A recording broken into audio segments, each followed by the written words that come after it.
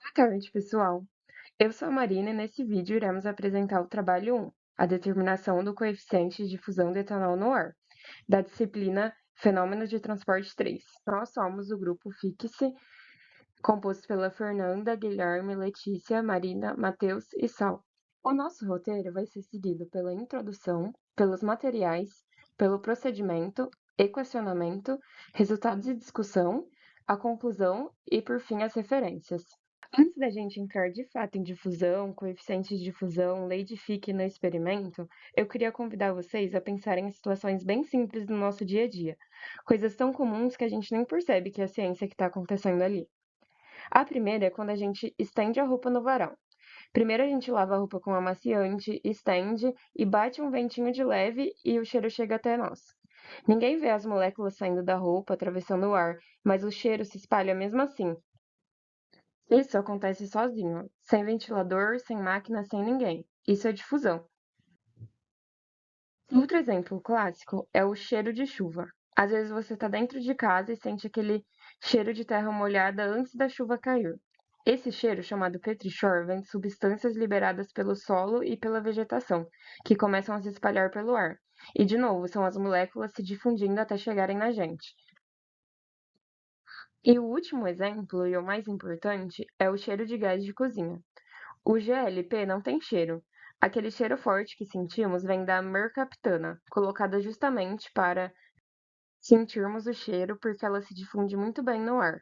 Então, se tiver um vazamento, o cheiro se espalha rápido e a gente percebe antes que aconteça algum acidente. E a segurança da nossa casa pode depender dessa difusão. O que esses três exemplos têm em comum é simples: as moléculas se movem da maior para a menor concentração, e é natural e acontece todo o tempo. E foi exatamente esse mesmo princípio que a gente estudou no laboratório, só que de forma controlada. No nosso experimento, em vez de cheiros do cotidiano, a gente analisou a difusão do etanol no ar, medindo a variação de massa ao longo do tempo. Com esses dados, a gente transformou o invisível em números, gráficos e equações, e no fim a gente consegue calcular o coeficiente de difusão máxima, que diz o quão rápido o etanol se espalha no ar. Agora que já percebemos que a difusão está presente em situações simples do nosso dia a dia, vale a pena organizar alguns conceitos básicos para entender o que está acontecendo fisicamente no nosso experimento. De forma geral, tudo isso faz parte de um fenômeno maior, chamado transferência de massa, que nada mais é do que o movimento de uma substância de um lugar para outro. Esse transporte pode acontecer de várias maneiras, mas no nosso caso, dois mecanismos são importantes: difusão e convecção.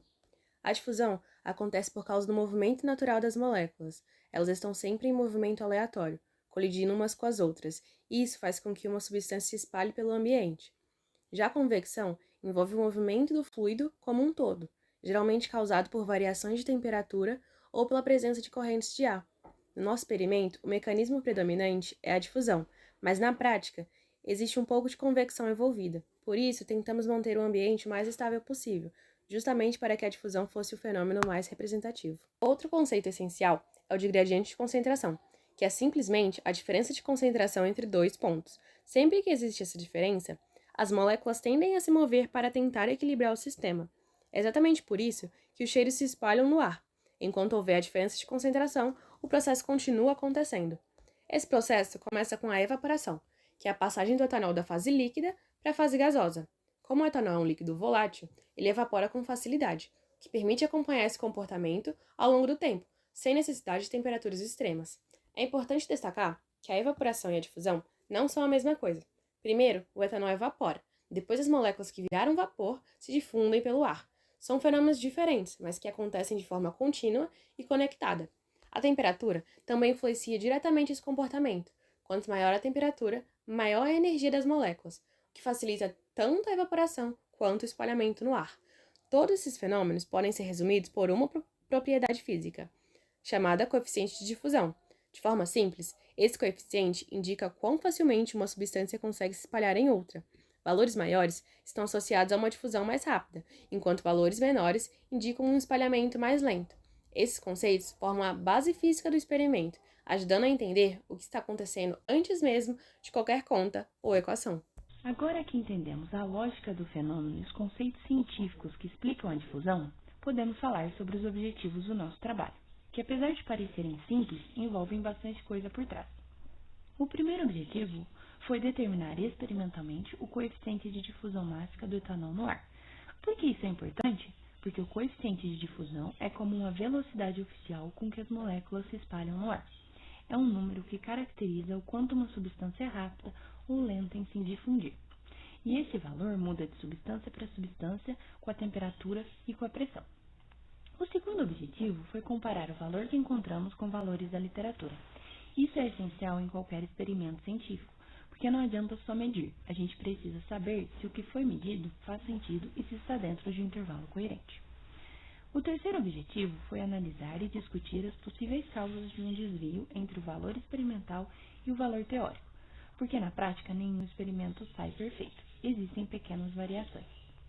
Em resumo, os nossos objetivos não foram só medir um número, foram entender o que esse número significa, ver se ele faz sentido em comparação com a teoria e refletir sobre por que o valor experimental fica um pouco diferente do ideal.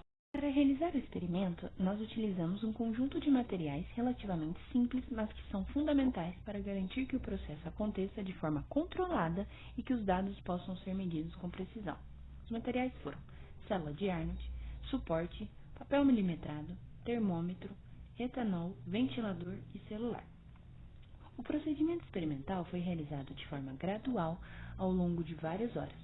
A ideia era justamente acompanhar ao longo do tempo como o etanol evaporava dentro da célula de Arnold e transformar essa evaporação em dados que permitissem calcular a difusão. Começamos o experimento às 8 horas da manhã. Primeiro, colocamos uma quantidade conhecida de etanol dentro da célula, posicionamos o papel milimetrado atrás da coluna e estabilizamos o equipamento no suporte. A partir daí, combinamos que iríamos fazer uma série de medições a cada 1 hora, e em cada horário registrávamos duas coisas: a altura da coluna de etanol no papel milimetrado, a temperatura ambiente usando o termômetro. Houve um total de 10 medições ao longo do dia. À medida que o tempo passava, nós observávamos que a altura do etanol ia mudando, sempre diminuindo porque o etanol estava evaporando. Esses são os registros fotográficos do experimento, de 8 horas da manhã até 5 horas da tarde, um por hora. Em cada foto a gente manteve o mesmo enquadramento com a célula de Arnold e a escala ao lado, para facilitar a leitura do menisco. O que a gente tirou daqui foi a altura Z do etanol em cada horário, sempre olhando o menisco no mesmo padrão. E junto com isso a gente registrou a temperatura do ambiente na planilha. Essas imagens servem como prova do acompanhamento ao longo do tempo e ajudam a reduzir também a dúvida de leitura, porque dá para comparar visualmente a variação do nível hora a hora. Aqui a gente só fez duas medições bem diretas: a altura do menisco do etanol na célula, que eu vou chamar de altura da coluna de líquido, e a temperatura do ambiente. No nosso caso, a altura inicial às 8 horas era de 1,36 centímetros e no final do dia chegou a 1,42 centímetros. Parece pouca mudança, e é mesmo, mas essa diferença pequena é exatamente o sinal do etanol evaporando e se espalhando no ar por difusão. O modelo que a gente usa é o de difusão de um vapor através de um gás parado. Aqui o etanol é a espécie que está evaporando e o ar é o meio por onde o etanol vai se difundir. A gente assume que o ar está estagnado, ou seja, não existe um fluxo significativo de ar subindo ou descendo dentro do tubo. Então o transporte acontece principalmente por difusão de baixo para cima ao longo do eixo do cilindro. Aí entram as condições de contorno, que são a cara do nosso sistema. Bem na interface entre o líquido e o gás, o vapor do etanol está em equilíbrio com o etanol líquido, e então o ar ali é praticamente saturado de etanol. Isso significa que existe uma fração molar de etanol na interface, que é só a forma de dizer qual porcentagem em número de mols é etanol naquele ponto. No topo, na coluna de gás, perto da boca do tubo, a gente considera que o ar tem quase nada de etanol. Então a fração molar do etanol lá em cima, naquele ponto, é aproximadamente zero. Só que a fração molar de etanol na interface não é chute. Ela depende da pressão de vapor do etanol, que muda com a temperatura, e é aqui que entra a equação de Antoine. Com a temperatura medida em cada horário, a gente calcula a pressão de vapor do etanol naquela temperatura. Depois, para transformar isso em fração molar, a gente divide essa pressão de vapor pela pressão total do sistema. Então, traduzindo, é como se a pressão de vapor dissesse quanto de etanol quer virar gás. E ao dividir pela pressão total, a gente obtém uma fração de etanol no gás bem na interface. No nosso experimento, a temperatura variou ao longo do dia mais ou menos entre 26 a 31,5 graus. Fazendo as contas, a fração molar média de etanol na interface ficou perto de 0,095, ou seja, perto de 9,5% em termos molares, enquanto no topo a gente manteve a aproximação de praticamente zero. Agora entra a equação do fenômeno. Como o ar está estagnado, o fluxo de etanol não é só difusividade vezes gradiente. O vapor dá um tipo de empurrão na mistura, e por isso aparece aquele termo em logaritmo com as frações molares. No fundo, a ideia física é simples. Quanto maior a diferença de composição entre a interface e o tubo, maior é a força motriz e maior tem de ser o fluxo. Essa equação depende de três coisas bem intuitivas.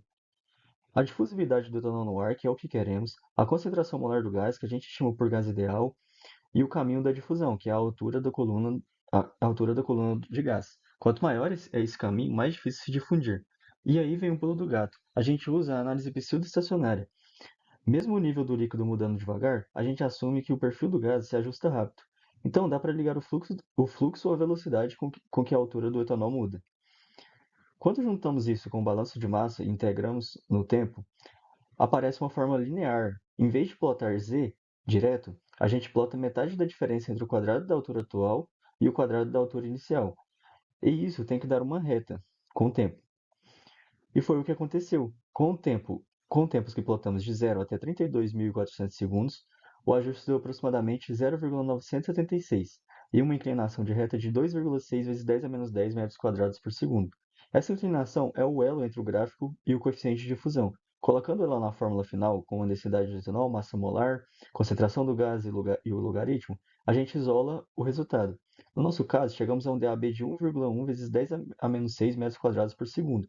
Então, resumindo a lógica inteira, a temperatura entra para calcular a pressão de vapor pela Antoine, a pressão de vapor vira a fração molar de etanol na interface, essa fração molar alimenta a força motriz do modelo de difusão com ar estagnado, a análise pseudoestacionária liga o fluxo à variação da altura do líquido e o gráfico transforma tudo isso numa reta. E é dessa reta que sai o nosso coeficiente de difusão, o DAB. A primeira coisa que analisamos foi a temperatura ambiente, porque ela influencia de forma direta na pressão de vapor do etanol. Começamos o experimento por volta das 8 horas da manhã, com uma temperatura mais baixa, cerca de 20 graus Celsius. Ao longo do dia, conforme o ambiente aquecia, tanto pelo horário quanto pela ocupação do laboratório, a temperatura foi subindo, chegando a mais de 24 graus Celsius no final da tarde. Isso é importante de se observar porque quanto maior a temperatura, mais moléculas têm energia suficiente para escapar da fase líquida. Isso aumenta a taxa de evaporação e, consequentemente, o fluxo difusivo. Nesse contexto, é possível observar que o experimento tinha uma variável muito dinâmica, a temperatura, e isso impactou diretamente nos dados obtidos. A segunda análise foi sobre a altura do menisco do etanol, que foi medida de hora em hora. O que observamos foi um comportamento progressivo. A altura foi diminuindo à medida que o tempo passava. Cada milímetro que desaparecia da coluna de etanol representava uma certa quantidade de moléculas evaporando e se difundindo no ar. Esse padrão confirmou que o experimento estava funcionando exatamente como deveria. O etanol estava evaporando de forma contínua e coerente com o aumento da temperatura. O interessante é que, quando colocamos esses valores em um gráfico, a variação da altura ao longo do tempo formou uma tendência praticamente linear, o que era esperado uma vez que usamos o modelo pseudoestacionário. A tabela apresentada nesse slide se refere aos dados brutos obtidos do nosso experimento. Com os dados em mãos, foi feito o ajuste linear. Essa é uma etapa importante, porque o coeficiente angular da reta traduz a velocidade com que o etanol está evaporando, e essa informação está diretamente ligada ao processo de difusão. O ajuste mostrou uma reta com boa correlação, e isso indica que o experimento foi estável, os dados não tiveram grandes variações aleatórias e a evaporação seguiu um comportamento consistente ao longo do tempo. Essa estabilidade é essencial para que o cálculo do coeficiente de difusão seja confiável. A tabela apresentada contém o valor da concentração molar da fase gasosa e o coeficiente de difusividade mássica, calculados a partir dos dados obtidos no experimento. Apesar da diferença significativa em relação aos valores da literatura, erro aproximado de 92%, a discrepância pode ser atribuída a limitações do método experimental. Destacam-se as variações de temperatura, a influência de correntes de ar e efeitos de convecção, as incertezas nas leituras manuais da coluna líquida, imperfeições geométricas da célula de Arnold e as simplificações do modelo teórico adotado, fatores que, em conjunto, impactam o valor final da difusividade calculada. A determinação do coeficiente de difusão do etanol no ar foi metodologicamente e conceitualmente bem sucedida, apresentando comportamento compatível com as previsões teóricas. Apesar da diferença em relação aos valores da literatura, a discrepância é explicada por limitações experimentais, não comprometendo os objetivos do experimento nem a compreensão dos conceitos envolvidos. Foram as referências utilizadas para a realização do nosso trabalho e, por fim, eu gostaria de agradecer a sua atenção. Muito obrigado.